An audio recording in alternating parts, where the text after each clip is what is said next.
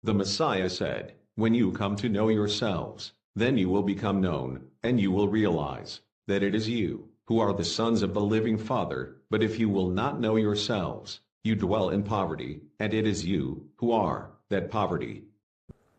Happy Holy Sabbath po, Manari. Yeah, happy Holy Sabbath.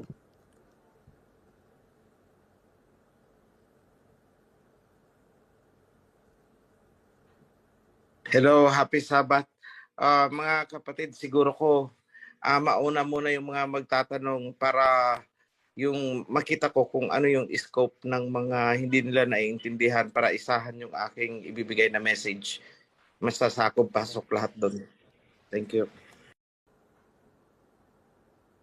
Okay, ito po may katanungan, Priest Felix. Sabi niya, tungkol po doon sa Matthew 24:40, ano po bang ibig sabihin, isa ang kukunin at isa ang maiiwan? Before na ipaliwanag na ito ng mahal na hari. Pero for the sake po, nung nagtatanong ngayon, posible po bang kalahati sa buong mundo ang maliligtas? Salamat po sa sagot. Yes, salamat po sis sa tanong. Oo. Yun pong ibig sabihin, yes po, yung ibig sabihin po nung isa ang kukunin at isa yung maiiwan. Ibig sabihin po mga kapatid, na ang dalawang magkasamang yun ay isa lang ang nakipag-covenant sa kalayam. At yung isa ay hindi. Kaya, ang ibig sabihin sa verse na yun, na maiiwan yung hindi nakipag-covenant sa alayam ay maiiwan talaga. At ang kukunin lang po ay yung nakipag-covenant sa ating alayam, yung sumusunod po sa mga commandments sa Torah, pumasok sa covenant. Yun po ang kukunin ng ating alayam. Kung natandaan nyo mga kapatid, nabanggit ko po kanina na pagdating ng King Yahawashai ay magpapatunog po ng trompeta at susuguin niya po ang kanyang anghel para tipunin lahat ang mga taong kanyang pinili, ang mga taong hinirang, ang mga taong sumusunod sa covenant, kanyang titipunin. Yun lang pong sumusunod. Yun lang pong nakikipag-covenant. Yung hindi, ay maiwan po sila. Hindi po sila kasali, mga kapatid. Yun lang po. Salamat po, sis. Maraming salamat po, Priest Felix, doon sa malinaw na kasagutan. So, hindi po tayo lalaho na parang bula, mga kapatid, na one is taken and one is left. Yun ang ibig sabihin ni Priest Felix po. Okay, ngayon, pabalikan ko po si kapatid na Eliseo from Aurora. Go ahead po, kapatid. Bago si Yes po. kapatid na Eliseo, gusto ko lang reinforce yung sagot ni Priest. Okay. Oo, gusto kong i-reinforce yun. Isang simpleng pangunawa ito ha, practical. Tingnan ninyo yung covenant na para kayong nag-booking sa eroplano para bumiyahe. Kung sino ang may booking, yun ang sasakay. Wala kang booking, hindi ka sasakay. Ganun ang principle nun.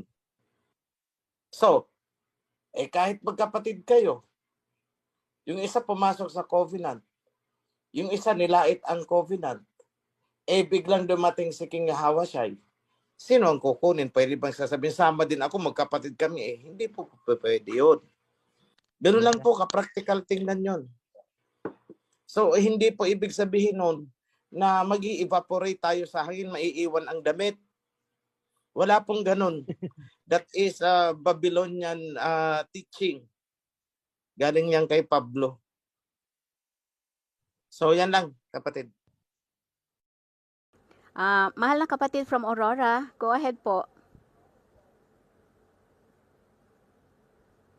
Brother Eliseo. Hello po, sister. Mapagpalang araw po ng Sabat sa inyo lahat. Happy Sabbath po. Naririnig ka na po. Ano po sa atin? Naririnig po? Opo. Yada po, yada. Ay, ang katanungan ko lang po, sister, ganito. 24 verse 29. Ibabasa ko lang po. Tatapwat karakang pagkatapos ng kapighatim ang araw at ang buwan ay hindi magbibigay ng kanyang liwanag. Ito pong tungkol po sa bituin, nasabi po niya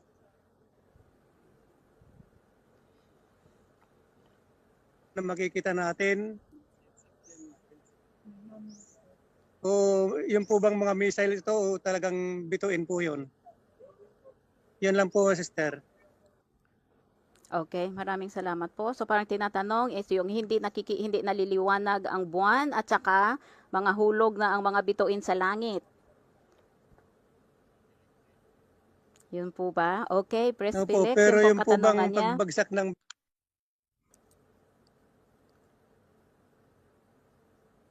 Pagbagsak ng missiles Okay, Yada, na-pick salamat up po. ko or na yung satellite. tanong. Na-pick up ko na ang tanong. Ganito yan.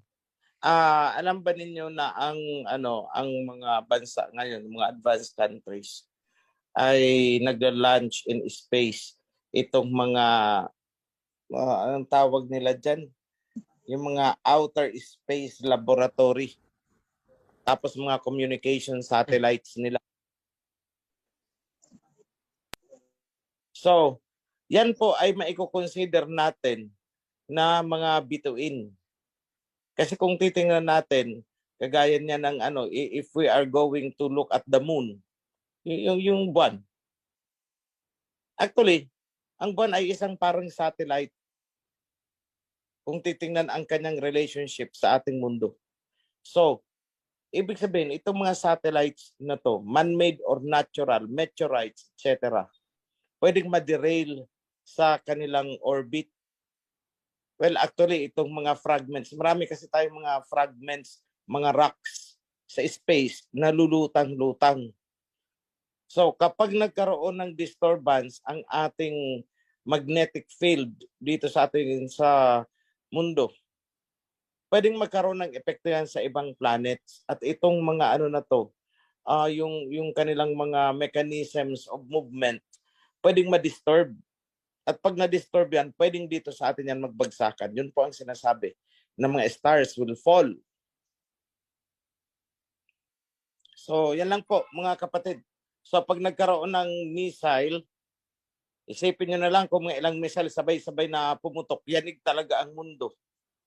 So, there is even a danger na mawala tayo sa orbit ayon sa isang scientist.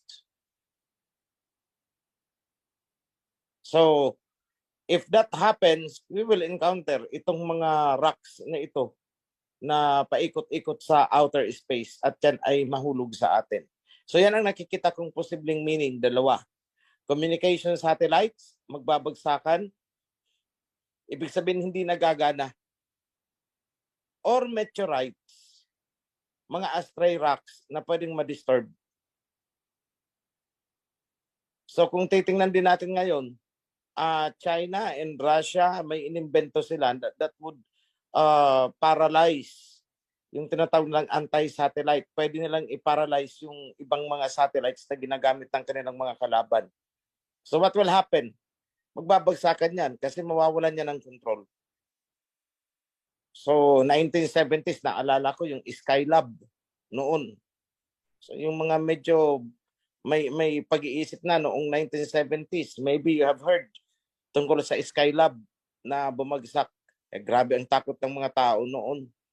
Ngayon, hindi lang iisa ang Skylab, marami na yan. So, yan lang po mga kapatid. Yung tungkol sa missiles, ang nakikita ko dyan is yan yung tinutukoy sa Revelation na He will rain brimstones and fire, sulfur. Symbolic yun kasi yun ang mga alam na na lingwahe noon. Wala pa namang salita na missile noon. Kaya gumamit si King Hawasai ng vocabulary na familiar yung mga tao. So, kagaya ng pinaulan niya sa Sodom and Gomorrah, it could be missiles. Possible yan. So, in the last days, magpapaulan ng apoy, ano ba ang laman ng missile pag pumutok? Di ba apoy? So, that is one. So, pag sinabi natin magpapaulan siya ng apoy, huwag natin isipin ng pantasya na apoy mula sa langit. Andyan yung missile nalalagpak sa isang lugar o paglagpak niyan, pag tiningala mo, hindi parang galing sa langit. Yun ang ibig sabihin nun. Pero actually galing sa mga kalaban yun. So, yan lang mga kapatid ang masasabi ko tungkol sa tanong niyan. It could be satellites, it could be mga meteorites. Yan lang po.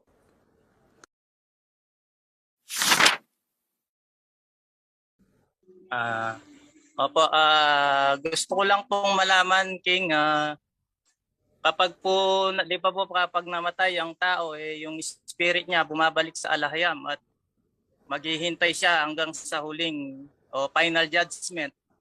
So, ganito rin po ba kapag namatay yung mga serpent seed, yung spirit po ba nila ay bumabalik sa alahayam at yung spirit po ba nila ay mula sa alahayam? Yun lang po, thank you po. Yes, bumabalik sa alahayab ang kanilang spirit kasi it has to wait for judgment. Ngayon, sa tanong, ng spirit ba nila ay galing sa alahayab? May sagot dyan eh. Ang sabi niya is everything that exists is from me. Lahat ng nag-i-exist, nakikita o hindi nakikita, ay galing sa kanya. Dahil ang sabi niya, I am the Alpha and the Omega. Yan ang nasusulat sa mga Bible ng Chanos. I am the Aleph and the Tau sa atin, sa version natin. So lahat ng nag-exist ay nagsimula sa kanya at lahat yan ay matatapos sa kanya. He is the beginning and He is the end. So ngayon, alam ko nang ipa-follow up question mo. So, ibig sabihin, nag-create ang alahayam ng isang masamang spirit. So, that is the next possible, most relevant na follow-up question. So, ito na ang sagot. Ang alahayam nung nag-create siya, everything was in perfect harmony. Mula sa creation, there is harmony in nature. There is harmony. So, paano nagkaroon ng anomaly? Anomaly na kung sa panahon ngayon ay yun ang itinuturo nating source ng ating mga pagkakasala. Paano nagkaroon ng anomaly? So, kung titingnan natin, even as I speak, lahat ng angels, tulad ng tao, ay binigyan ng Aba ng free will, freedom to choose. Subalit, bawat choice ay may corresponding na consequence. Si Satanas ay may freedom to choose. Alam niya kung ano ang mali, ano ang tama. Alam niya ang masama. Alam niya ang mabuti. Bakit? Sapagkat siya ay ginawang anghel. So, anghel siya. Unlike kina Adam and Eve, na bago pa nakurap ang kanilang consciousness, ang alam lang ni na Adam and Eve ay yung tama. Hindi lang nakikita ang other side of the coin. So, hindi sila magkakamali. Dahil kumbaga sa daan, ang tanging alam nila ay isang daan lang. At yun ang tama. Yung tamang daan. Yun lang ang alam nila, nila Adam. Dumating itong si Satanas. Anong sabi ni Satanas? Meron pang isang daan. There is another way.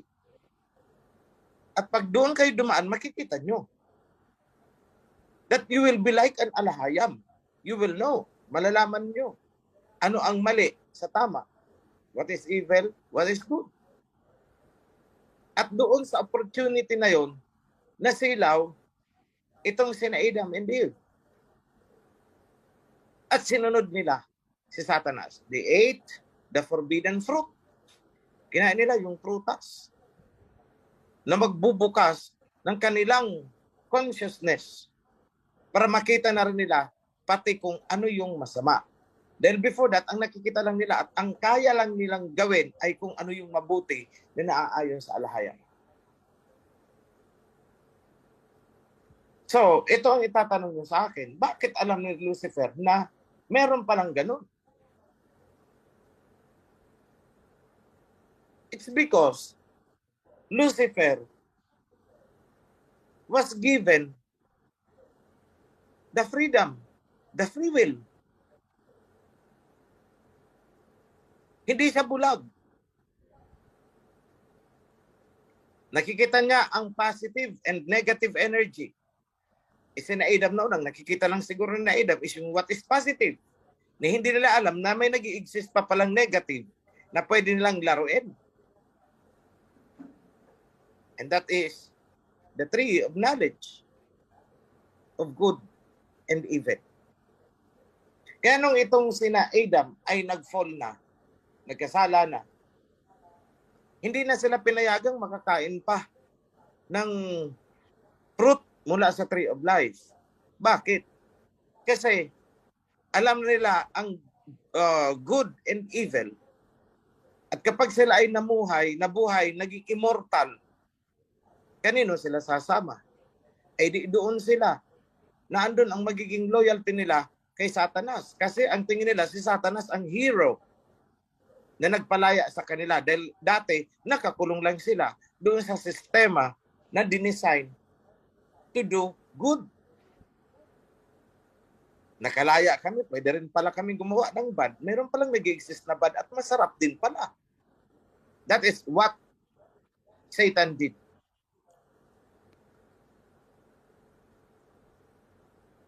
So, yan ang aking kasagutan doon sa itinatanong na kung ang spirit ba ng serpent ay babalik sa alahaya. Yes. Kasi kung hindi yan babalik sa alahaya, minsan yan pupunta. Lahat naman ng bagay, nakikita at hindi, ay galing sa alahayam. Kasi siya ang Aleph, siya ang Tau. Kaya lang, ang spirit nitong si Satanas ay binigyan din ng free will. Choose. You know what exists. Pero hindi pa handa sina Adam and Eve para sa ganung opportunity. Ibinigay na nitong si Satanas. Anong nangyari? Laglag. Premature pa kasi. The downfall. So, pag bumalik ang spirit nitong mga serpents, anong gagawin? Ay, dyan muna kayo. I-stack up muna kayo. Hintayin nyo ang final judgment. Doon tayo mag-uusap-usap. Kasi kung hindi babalik sa alahayam yan, paano niya parurusahan yan? Kung hindi niya kontrolado. Kontrolado niya yan. Galing sa alahayam. Dahil lahat naman ng bagay galing sa alahayam. Wala namang ibang pinanggalingan. But the fact remains that the alahayam is in full control of all his creation. Yan lang, mga kapatid.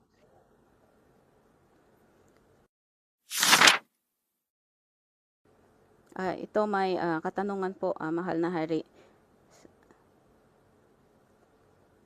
Yun po bang tinutukoy na sa kasulatan na pagdidilim ng kalangitan sa Book of Revelation ay yung nuclear winter na magaganap pag di po mapahupa ang gulo sa Russia at US?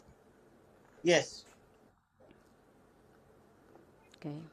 Maraming salamat po.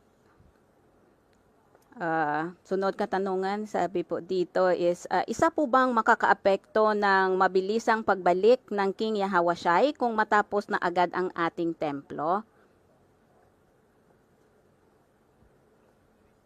Mamaya ako na yung sagutin because that will be a myth na i-reveal ko ngayon. Okay, Yada. maraming salamat po, mahal na hari. Okay, ngayon dito po sabi, paki-explain po yung verse na heaven and earth shall pass away. Maraming salamat po.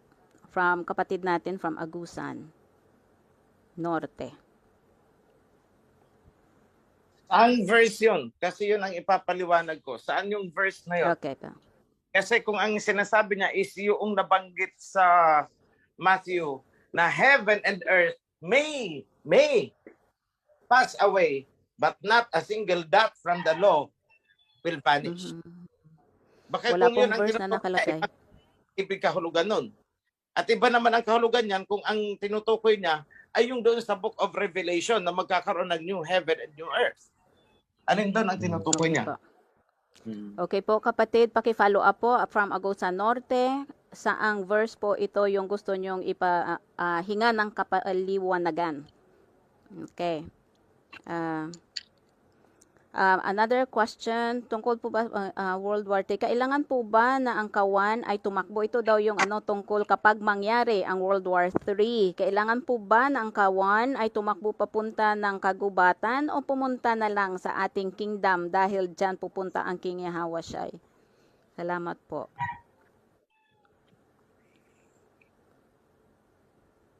The instruction is run to the wilderness. So, ang kailangan nyo maintindihan is, ano ang wilderness? Kasi paano kung masyadong industrialized na ang ating bansa at wala ng wilderness? Punta kayo ng Singapore, walang wilderness dyan. Punta kayo ng New York, walang wilderness dyan.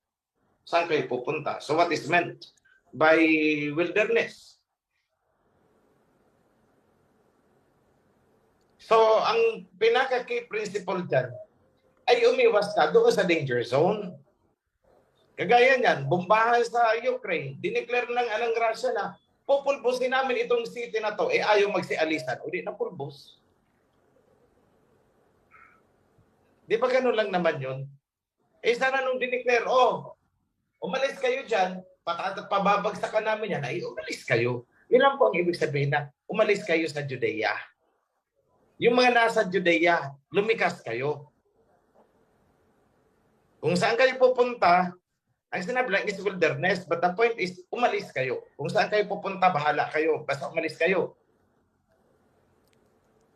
O kagaya lang sa Babylon, come out from her para hindi ka madamay. Ang iba doon nag-stay kasi basta sila daw ay tumutuwa din. Sinabi na nga umalis, rarason. Ay, dito lang kami, basta kami tumutuwa din. Yahawa siya din kami. Ay hindi umalis, ay binagsakan ng missile. O sige, magtuwad-tuwad ka. Tingnan natin. Parang yung bata. Sinabihan na huwag kang tatawid dyan dahil hindi yan ang tawiran. Ikaw ay mamamatay dyan, masasagasaan ka dyan. Rason ng bata, ipoprotektahan naman ako ni Papa eh. Kasi tumutuwad-tuwad din ako eh. So tumawid ngayon. O ayun, nasagasaan. Patay. Bakit? False hope kasi, maling pagsunod. Maling pananampalataya. Pag nananampalataya tayo at sinabihan tayo, huwag ka dyan, umalis ka dyan. Hindi yung, dito lang ako, basta ako may pananampalataya, bahala ka sa buhay ko. Tigas sa ulo mo. Ganun lang po yun, mga kapatid. Maraming salamat po, mahal na hari.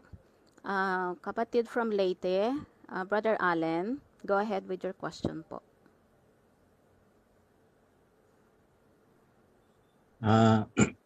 Magandang araw po sa lahat ng ating mga kapatiran, lalong-lalo na sa mga priest natin at kay King Uitsi po. Bigla lang po kasing pumasok sa diwa ko ngayon ng aking itatanong na kung saan po nanggaling pala yung diwa ni Lucifer, bakit nagkaroon siya ng ganong pag-iisip na magtataksil sa ating ama po. Lahat ng diwa, lahat ng uri ng consciousness ay galing sa Al-Hayam. Lahat yan. Gaya ng sinabi ko, ibinigay yan, parang binigyan si Satanas ng free will. O basta alam mo ha, kung ano ang tama, ano ang mali. Bahala ka kung alin dyan ang paaandarin mo. You have the freedom. But I do instruct you, do what is good. Dito ka dumaan. Basta sasabihin ko lang sa'yo, dalawa ang daan. May mali, may tama. May good, may evil. Dalawa ang daan.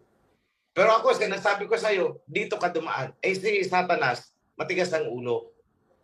Dito ako dadaan. Gusto ko to. So even, gaya ng sinabi ko, even as I speak right now, ang mga angels, alam nila what is good, what is evil. Up to this moment, they have the freedom of choice. Malas ni Satanas dahil pinili niya yung laban sa ano. It's a test of loyalty actually. Kasi kung naging loyal si Satanas, kahit meron siyang kakayahan ng ganun, ay nasa ama pa rin sana siya. Hindi ambisyoso eh. Again, that is freedom. Free will. Mas ginusto ni Satanas na doon siya dadaan sa isa. Kahit sinabihan na siya, huwag kang dadaan dyan. Yan lang po ang nakikita ko dyan na wisdom. Bakit merong ganong klaseng pag-iisip si Lucifer? Lahat ng anghel may free will. So kung ano ang sinasabi sa atin na obedience, yun din naman ang sinasabi ng alahayab sa kanyang mga angheles, obedience. So kung may judgment sa atin for disobedience, may judgment din na mangyayari sa mga angels for their disobedience. Pero hindi ko na ilalahad dyan sa inyo. Gaya ng sinasabi ko, hindi lahat ng bagay ay kailangan ko pang ipaalam sa inyo. Dahil malalim na yan. Para nyo nang inaarok ang kaalaman ng Ama. So let us stop in there. Yan lang po mga kapatid. Maraming salamat po, mahal na hari. Tanong po at paglilinaw, hindi ba kasama rin sa dakilang tanda na malapit na talaga ang wakas na na ipauna ng isugo ang mensaherong nagmula sa silangan na siyang bibigyan ng korona para maghari at siyang nakasakay sa kabayong puti upang magtagumpay?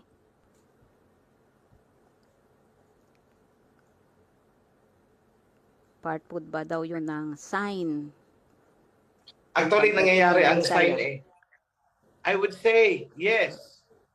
Pero ang mensahero ay binigyan ng dalawang malapad na pakpak ng agila ayon sa Book of Revelation.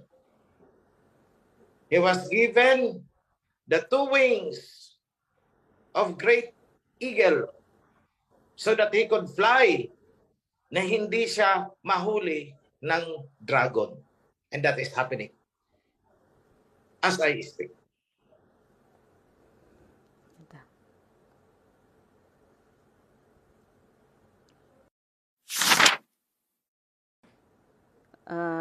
Kanina may tanong po is dito sa chat box, ano po ba daw ang ibig sabihin nitong the heaven and the earth will pass away? Wala namang sinabing the heaven and earth. Ang sinabi kung sa Tagalog is maglaho man. Hindi sinabing maglalaho. Maglaho man. Okay. Maglaho man. Yeah, May. yung tinatanong ko kanina, yung tinutukoy niya, yung sa Matthew or yung sa Book of Revelation.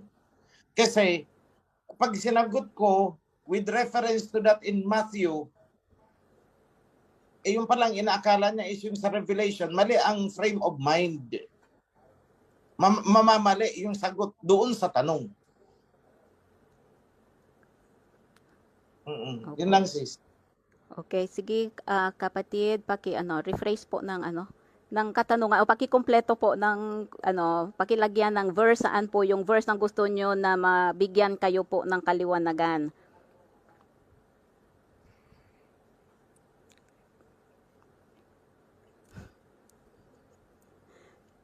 Okay.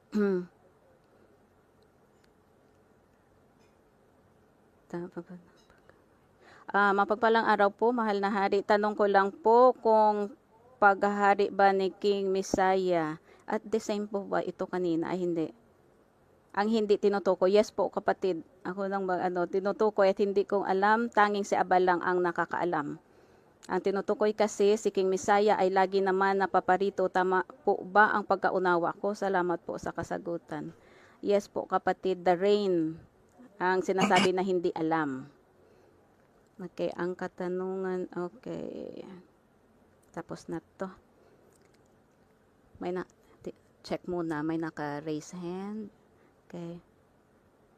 Mapagpalang umaga po. Pwede po bang magtanong kung kailan po ang maging ganap na hari si King OHC kasi excited po kami dito sa Western Samar Chapter. Maraming excited po, mahal na hari. Kailan daw ang proclamation day po ninyo? No comment muna, no comment. Okay Kasi the date and time is I do not know yet. Tanong, yung mga taong nakapasa about Judgment Day, yung mga taong nakapasa sa judgment ay diretso na sa sinasabing eternity. Yun naman pong mapupunta sa impyerno, wala na ba silang chance na maligtas o mabago ang hatol sa kanila? Pakiulit sis, sorry. Okay po. Sabi niya, tanong ko lang po about sa Judgment Day. Yung mga taong nakapasa sa judgment ay diretso na sa sinasabing eternity. Yun naman pong mapupunta sa impyerno, wala na ba silang chance na maligtas o mabago ang hatol sa kanila? The chance is now. Yata. Yung chance na ibinigay sa kanila ay ngayon eh. Kaso hindi nila pinahahalagahan. Kasi once na na-lay down ang verdict, wala na yan, tapos na. Pag pumukpok na ang huwes sa court, tapos na. For execution na yan. Wala nang chance dyan. Kapatid, I hope na yon maliwanag po sa atin. The chance is now. Kaya we have to act now. Hindi na bukas, hindi sa susunod na taon. We don't know.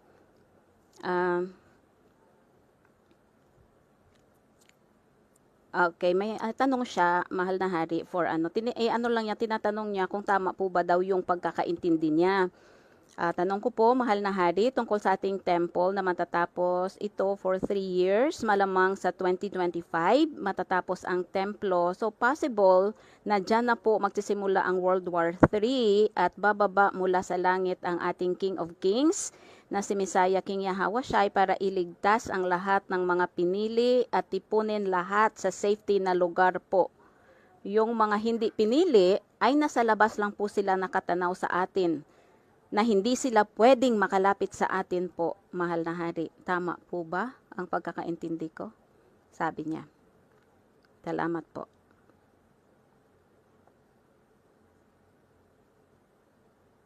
Sorry sis. Pakiulit nga ulit, hindi ko na get it.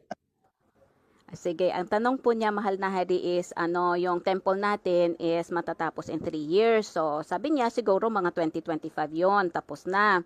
At saka dyan daw po magsisimula ang World War III at bababa sa langit ang ating King of Kings na si Messiah King Yahawashai para iligtas ang lahat ng mga pinili at tipunin sa safety place or sa safe na lugar.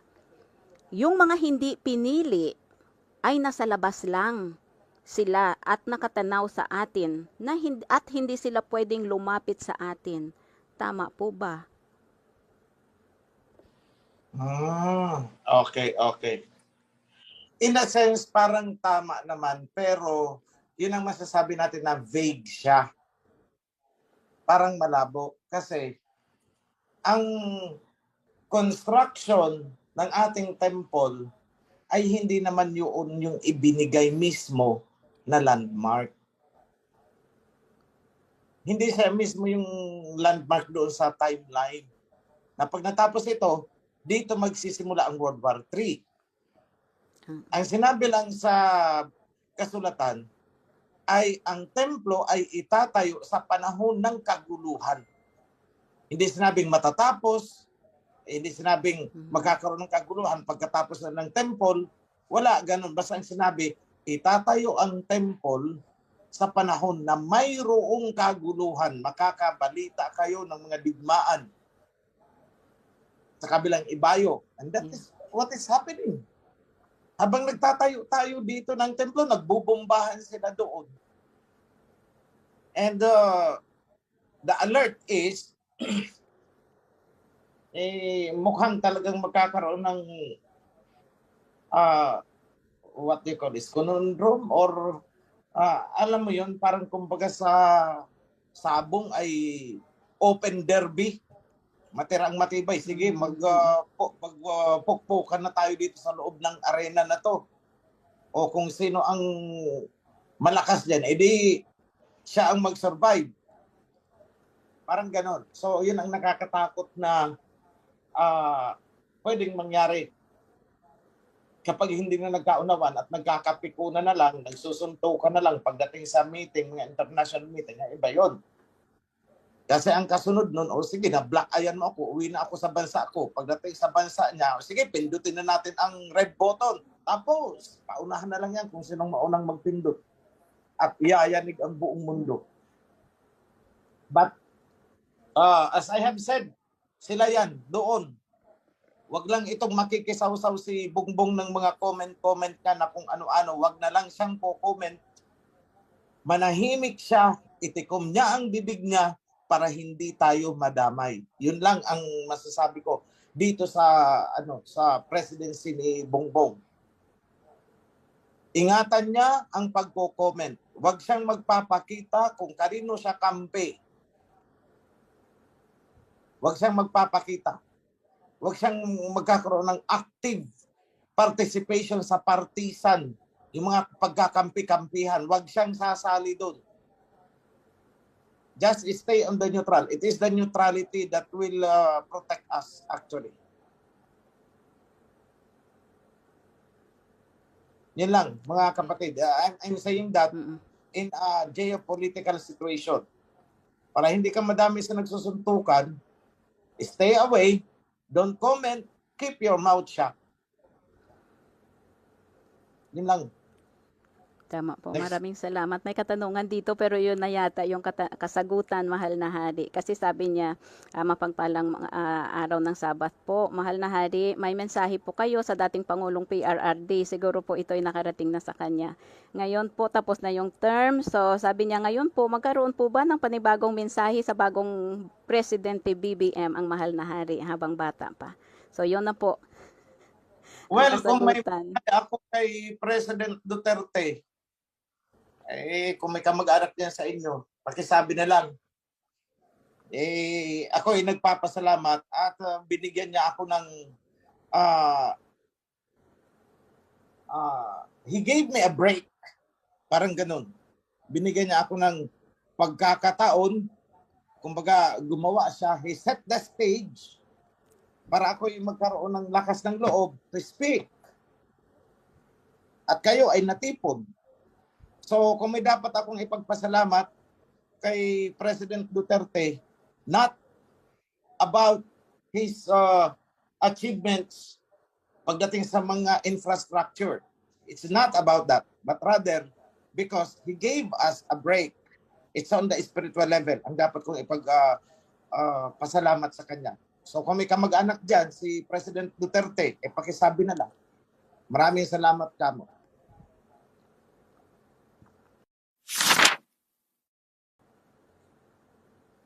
Okay, one of the factors, tanong niya po dito from Quezon Province. One of the factors po ba yung mass production and mass distribution po ng unadulterated version ng Torah and Covenant sa Great Tribulation po? Ano daw sis? Sorry. Factor daw po yung pag-distribute, yung mass production daw po at saka yung mass distribution ng unadulterated version ng Torah. Kumbaga ito yung ipapalabas po natin. Ito ba yung factor, one of the factors sa Great Tribulation po? Yes, actually, one of the factors, and I would say na that could be isa yan sa magiging triggers. Yeah, okay po.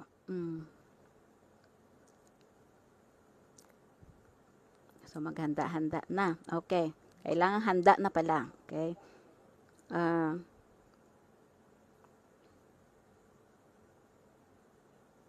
Okay. May katanungan dito concerning clarification lang.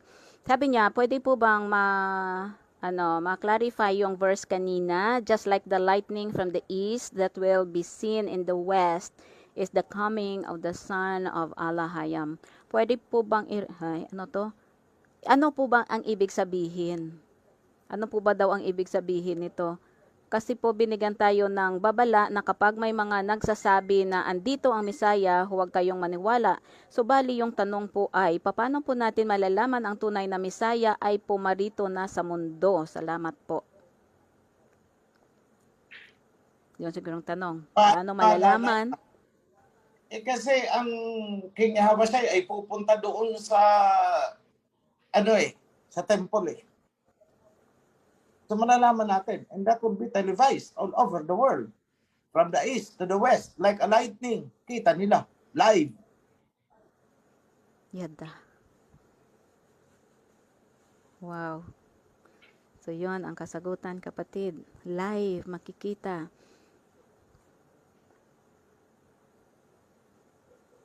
Okay.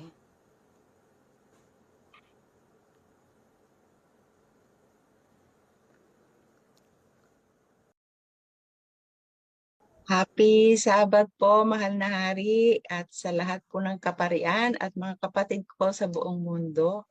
Ang katanungan ko po, nabanggit po ng ating butihing priest na ang kidlat ay, yung kidlat sa silangan, hindi nakikita po sa sa kanluran, parang ganun po. Pero ang katanungan ko po dito, meron pong nasulat sa ating Torah na ang Misaya o kaya ang messenger ay hindi makikita sa daan na magsasalita.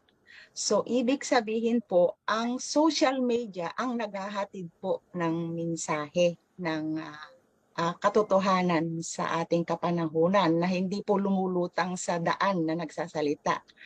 Tapos po, ngayon po ang ginawa ko po, nung lumabas po yung mga video nyo, mahal na hari, ako po ay isang naka-join sa Xi Jinping group ng China. So ang ginawa ko po, ibinahagi ko po ang inyong mga video sa group na ito. Bago po ako nagbahagi, nagbigay po ako ng isang quotation na kung meron pwedeng taong magpaliwanag sa mga video po ninyo. So yun po yung ginawa ko. Pero nung dumating po ang last na ang na-share ko po ay ang masangsang na hangin, kung baka po itong mga virus. Inalis po ako doon sa group.